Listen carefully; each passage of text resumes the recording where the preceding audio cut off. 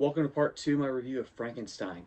Continuing off what I was talking about, in this case, the production design of this film is definitely unique in its aesthetic to where it has adds to the gothic romance aspect of it.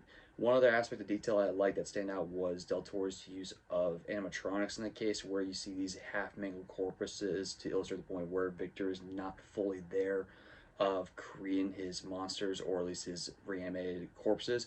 That was cool to see. It was a little macabre in that case and eerie, but I think really worked for what it was. In addition to that, going back to the cast, is there was some good supporting cast as well, like Mia Goth and Christoph Waltz, and all this stood out as well in terms of they gave great performances. Like the cast is pretty stacked. There's just more that could have been done as well.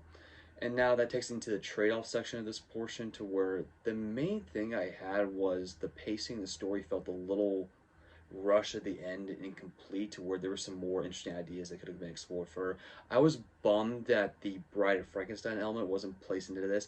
I think it could have really enhanced the story with, especially with Mia Goth's character. I think there was more to where that Del Toro was going for, but what was presented in the final cut wasn't necessarily fully resolved.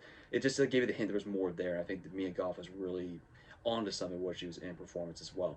In addition to the supporting character, I think Victor's younger brother William, I think he wasn't given much due in this story because there was some change made from the book regarding him.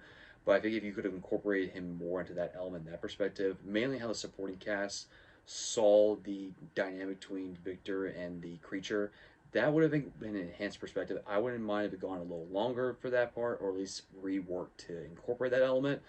But outside of that, the pacing was fine, but it felt very rushed at the end of the resolution in that case because you're seeing two different perspectives, but then rushed to a conclusion about rushed forgiveness, in my opinion. But overall, it was definitely worth seeing and definitely a worthy adaptation of Mary Shelley's story. It's a 7.5 to 8 out of 10, definitely worth checking out on Netflix.